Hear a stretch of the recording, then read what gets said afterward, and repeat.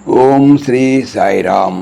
1970 సంవత్సరం ఏప్రిల్ నెల సనాతన సాధలో శ్రీ వైవి కుటుంబరావు వ్యాసము సత్యసాయి శాంతిసాయి అనేటువంటి వ్యాసం నుంచి కొంత భాగం తెలుసుకుందాం. సాయిరామ్.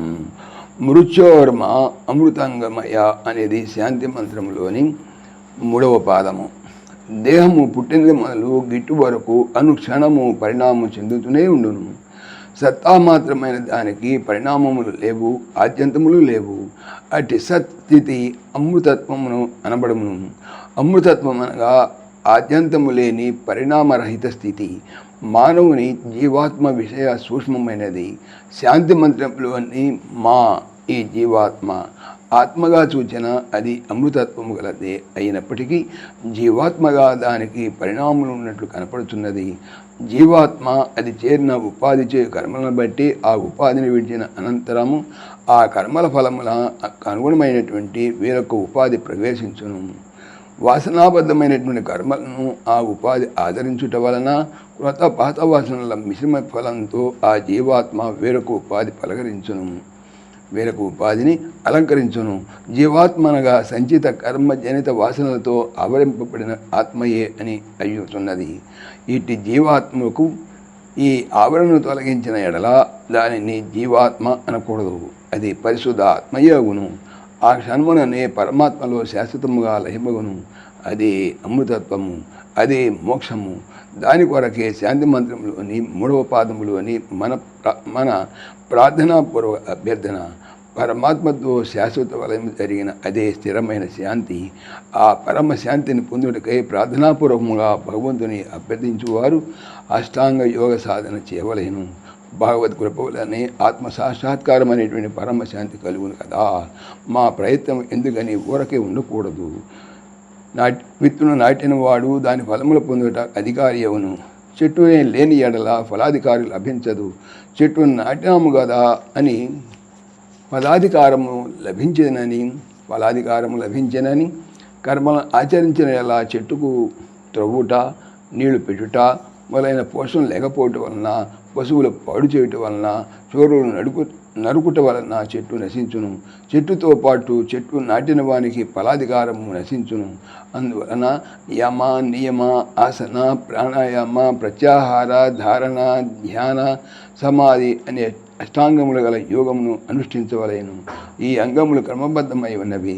పునాది లేని సౌధము ఎంత సౌందర్యమైనను నివసించుటకు అపాయకరముగా ఉంటును. అట్లే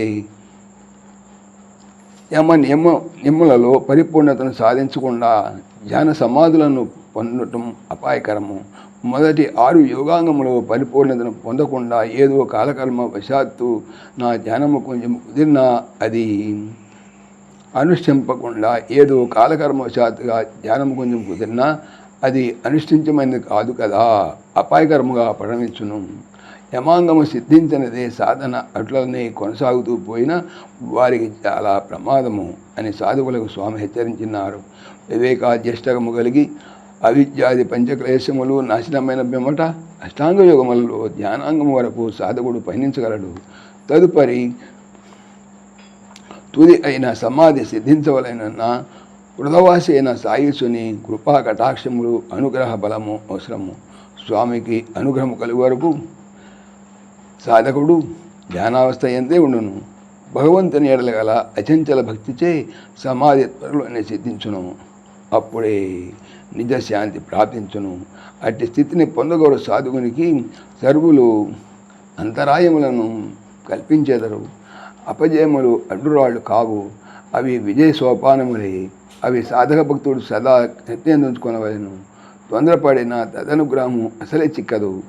నిర్మల నిత్య సత్యశాంతిని సంపాదించుకోవలన లోక గౌరవము, వ్యక్తి గౌరవము, పదవీ గౌరవములను తృణపాయములుగా తలంచి దూషణ, భూషణ, నింద, నిష్ఠూరములను లెక్క చేయక, పరిహాసములకు తగ్గక, పరమాత్మ అనుగ్రహమును పట్టు విడువగా, సత్యమును విడువగా సాధనమును సాధించవలెనని బాబావారి ప్రేమతో తెలియజేసినారు.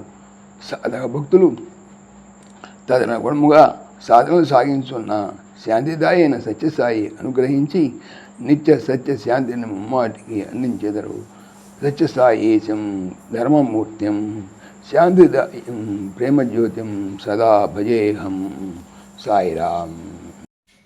సమస్తలోకాః సుఖినో భవంతు. సమస్తలోకాః సుఖినో భవంతు. సమస్తలోకాః సుఖినో భవంతు. ఓం శాంతి శాంతి శాంతి. जय बोलो भगवान श्री सच्चे साई बाबा जी की जय. సర్వం సాయిశ్వరార్పణమస్తు. ఆత్మీయులకు మనవి, ఈ ఛానల్తో పాటుగా లెరన్ భగవద్గీత, లైవ్ గీత అనేటువంటి భగవద్గీత ఛానల్ మరియు భక్తి పరిమళ టీకా భాగవతం అనే భాగవత మరో ఛానల్ను స్వామి నా చేత చేయిస్తున్నారు అని తెలుపుతున్నాను. వీటికి సంబంధించిన లింక్స్ డిస్క్రిప్షన్లో చూడవచ్చు. సాయిరామ్.